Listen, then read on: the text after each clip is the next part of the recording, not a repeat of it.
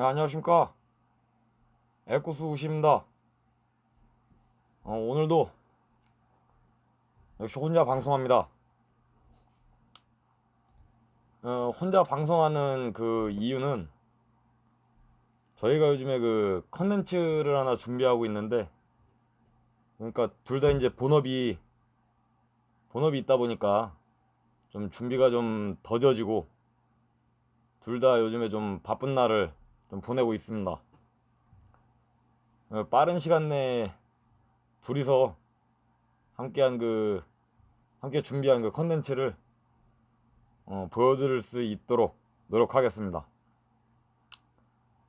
일단 오늘 그 말씀드릴 주제는 황교안 당대표의 어떤 그 현재 상황과 그 한국당의 상황을 한번 생각을 좀 해볼까 해요. 올해였죠. 2019년 2월 28일 날 그 황교안 씨가 당대표가 이제 됐어요. 아. 근데 그 당대표가 되었을 때 저도 그렇고 그리고 이제 또 많은 그 한국당 지지자분들이 그 황교안 당대표님한테 되게 많은 기대를 걸었던 게 사실이죠. 저 역시도 사실 좀 많은 기대를 걸었었고, 일단은 그 스펙이 되게 좋아요. 일단 검사장 출신이시고, 검사장도 좀 오래 했던 것 같아. 아닌가? 하여튼 그 검사장 출신이고, 현재 이제 논란이 좀 되고 있는 이 조국 빨갱이 새끼. 그 이전에 63대 법무부 장관이셨고, 음, 그리고 박근혜 대통령 당시에 그 44대 국무총리 역시 이제 역임을 하시면서 그때 박근혜 대통령 그 청문회 당시에 그 좌익들한테 그 고개를 이제 꿋꿋이 들고 그 특유의 이제 낮은 음성으로 이렇게 반론을 하면서 좀 꾸짖던 그 모습이 이제 아직도 좀 생생해요. 뭐 다들 기억을 하고 계실 거라 생각을 해요. 근데 황교안 당대표님이 그 당대표가 이제 되신 이후의 그 행보가 기대랑은 좀 다르게 사실 좀 굉장히 좀 실망스럽다 라는 게 아마 대부분 그 한국당 지지자분들의 그 입장일 거예요. 실제로 그 의원 수가 이제 고작 한 명이었던 그 우리공화당, 이거 보수라고 해야 되는지, 어쨌든 이 보수를 표방하는 조원진교라고 해야 되나? 뭐 종교단체처럼 막 그렇게도 하더라고. 하여튼 아무튼 지금이 그 일단은 보수정당이라고 일단은 인정하고 일단 그렇게 그냥 치고, 예, 말씀을 드리겠습니다. 어쨌든 그 나중에 이 조원진의 실체는 조금 정리가 되고 좀 준비가 끝나는 대로 따로 좀 이렇게 방송을 좀 해드리고, 지금은 그 보수정당으로 치고 아무튼 그 의원 수가 이제 고작 한 명이었던 그 우리공화당에 그나마도 그 지지율을 뺏기고 있어요, 한국당이. 지금은 그 홍문종 의원이 이제 그 한국당을 탈당하면서 조원진이랑 그 공동대표를 이제 하는 바람에 의원 수가 이제 두 배로 늘어난 두 명이죠. 예.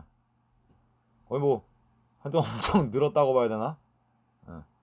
예. 반면에 이제 지금 자유한국당 국회의원은 111명이니까 몇 배죠?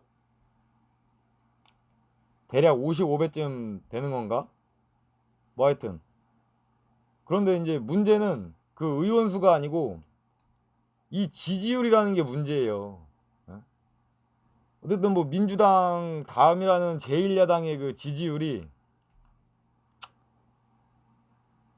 우리 보수 우익을 대표한다는 그 한국당이죠. 근데 지지율이 계속해서 떨어지고 있어요.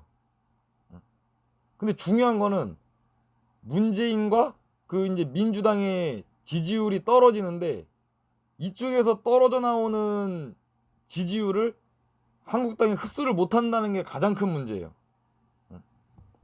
보면은 그러니까 아직은 막 이렇게 눈에 띌 만한 지지율은 아닌데 꾸준히 지지율이 오르고 있는 그 우리공화당이 있고, 눈에 띄지 않게 계속해서 하락하는 한국당이 있어요.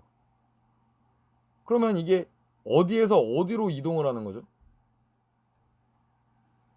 그러니까 대부분 그 한국당에서 우리공화당 쪽으로 이제 이동을 하는 거지, 그 좌익 쪽에서 옮겨오는 게 아니라는 거예요. 그러면은 우리공화당의 지지율이 오르는 이유가 뭘까요, 도대체? 되게 간단해요. 보수들이 원하는 걸 해주고 있어요. 우리 같은 이제 보수 그 유권자들이 원하는 거를 쟤네들이 오히려 한국당은 못 해주고 우리공화당이 그걸 해주고 있다는 거예요. 그게 뭐냐면, 강력하게 이제 시위하고 항의하고 박근혜 대통령 석방하라고 외치면서 보면은 그 얌전한 한국당 머리 위로 올라가 있는 거예요.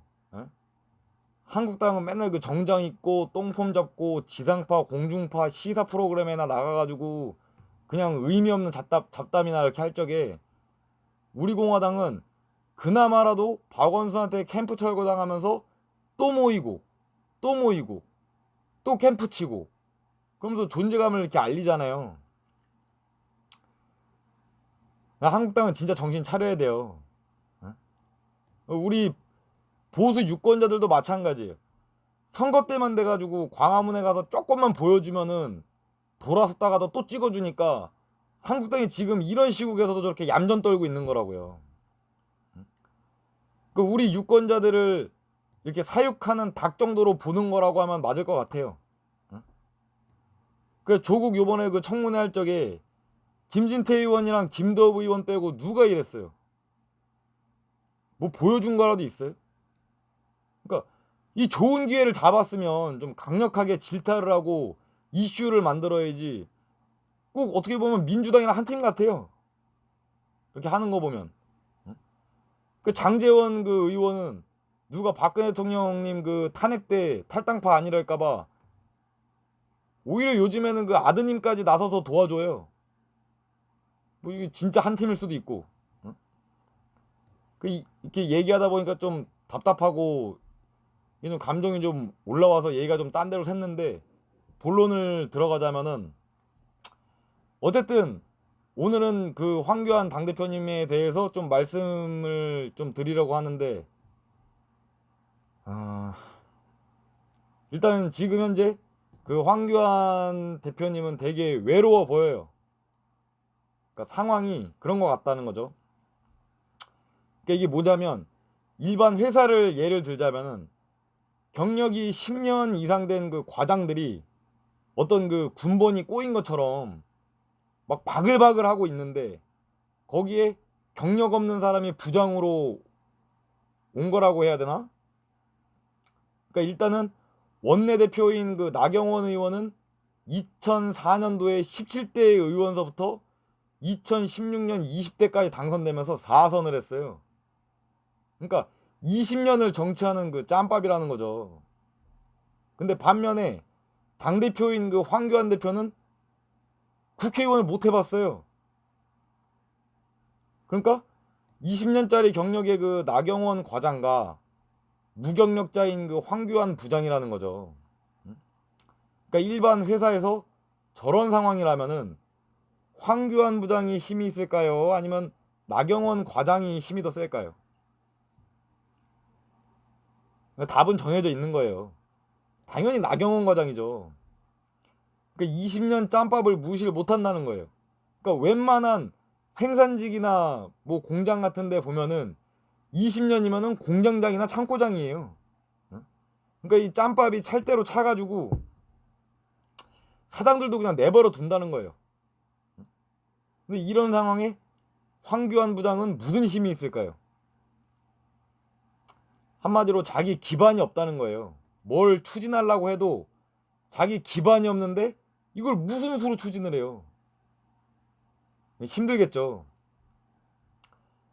근데 황교안 대표가 모든 걸 내려놓고 또 나 몰라라는 상황은 또 다행히 아니에요. 황교안 대표는 지금 이 좌파 독재를 어떻게든 좀 타개하기 위해서 뭐 좀 이렇게 해보려고 하는데 지지 기반이 워낙 빈약하다 보니까 움직이질 않는 것 같아요. 그래서 지금 한다는 게 1인 시위죠. 그 당대표가 1인 시위를 하는데 당원들이랑 국회의원들은 동참을 안 한다는 게 뭔가 좀 이상하지 않나요? 나만 그런가? 어쨌든 뭐 상황이 이렇다 보니까 어제죠. 그 홍준표 그 전 한국당 대표, 현재 그 홍카콜라 대표, 어쨌든 저분이 나경원 의원님께 그 한마디 하셨네요. 그 뭐라고 하셨냐면, 나경원 원내대표님 그동안의 과오를 인정하고 자리에서 좀 그만 내려오시랍니다. 그래서 홍준표 대표님도 제가 만약에 느끼는 게 사실이라면, 지금 이런 상황이, 그럼 당연히 저보다 먼저 알고 계셨겠죠. 그 홍준표가 누굽니까 도대체? 그 4%까지 무너진, 그러니까 탄핵 당시에 4%까지 무너진 그 당시에 이제 새누리당을 이름을 자유한국당으로 바꾸면서 30%대까지 다시 끌어올린 게 홍준표 대표님이에요. 다들 아시겠지만. 그러니까 한마디로 바뀐 자유한국당의 원래 주인인 거예요. 근데 이런 분이 이제 그만 내려오라는 거는 뭔가 이유가 있지 않을까. 이렇게 이제 저는 생각을 합니다. 어쨌든 그 마땅한 이 대한 보수 정당이 없는 이런 상황에서 우리가 할 수 있는 선택은 어쩔 수 없이 그냥 미워도 한국당이에요. 결국은 또 찍는단 말이에요. 어쩔 수가 없어 다른 데가. 그렇다고 뭐 바른미래당 찍어줄 거야? 거긴 찍으면 안 돼. 어쨌든 이렇게 이제 망가진 이 한국당을 고쳐서 다시 쓸 수 있다면은 아마 그렇게 하고 싶을 거예요. 저와 같은 보수 그 유권자들은.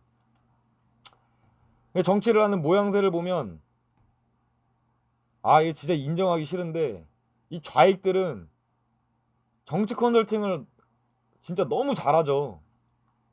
그러니까 한마디도 아니야. 이게 진짜 존나 착한 사람 막 변신해가지고 코스프레 막 하면서 막 방송 존나게 타가지고 지지율 끌어올려가지고 지네 당에 도움되고.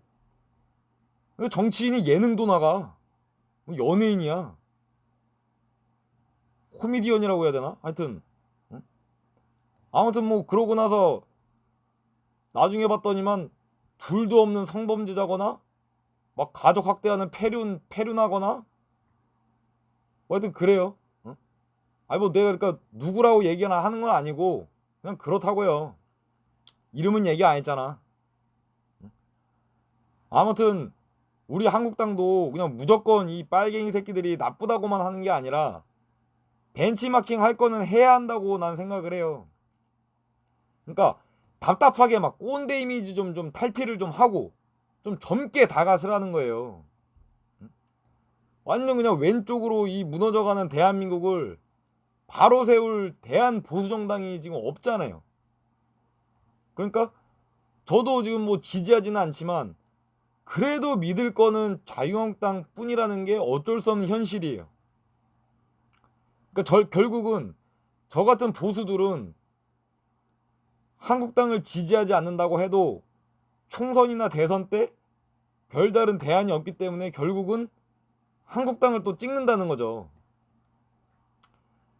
한국당은 아마 우리 유권자들을 그 가두리 양식장에 가둬놓은 물고기라고 생각하고 있을지도 몰라요. 그냥 표 주니까 어련히 알아서. 그러니까 혹시나 이런 생각이라면은 빨리 정신 차리고 진짜 우리 보수 우파가 원하는 방향으로 좀 나아가서 좀 그 꼰대 탈 좀 벗고 좀 앞장서서 이렇게 좀 투쟁하기를 좀 바랍니다. 그러니까 그 오늘 이야기를 이렇게 좀 정리를 좀 해보자면, 황교안 대표는 분명 그 외로운 싸움을 하고 있는 것처럼 보여요. 근데 그 밑에 의원들이 자기들의 짬밥을 생각하는 건지 빨갱이랑 뭔 딜을 한 건지 얘네가 움직이질 않아요. 그러니까 무슨 중국이랑 딜을 한 걸 수도 있어요. 아니 그냥 그렇다고요. 그냥 그렇다고. 그러니까 이 판을 보는 방법이 아주 간단해요. 나경원 과장과 황교안 부장을 예로 든 거를 생각해 보면 답은 나와요. 그러니까 지금 같은 이 진영 내의 어떤 힘자랑이라든가 파워 게임을 막 이렇게 하고 있을 때가 아니라 정말 한국당이 나라와 국민을 생각한다면 뭉쳐서 투쟁하고 싸워야 할 때라고 이제 저를 포함한 모두가 알고 있는데 진짜 답답하고 안타까운 게 한국당만 모르고 있는 것 같아서 너무 속상합니다. 어쨌든 한국당은 더 늦기 전에 그 왼쪽 가슴에 있는 금색 배지에만 연연하지 말고 진짜 우리 유권자들이 원하는 게 뭔지를 다시 한번 생각해보고 내년에 그 있을 총선 전략을 좀 반듯하게 세우시기를 진정으로 바랍니다. 오늘은 여기까지 하겠습니다. 감사합니다.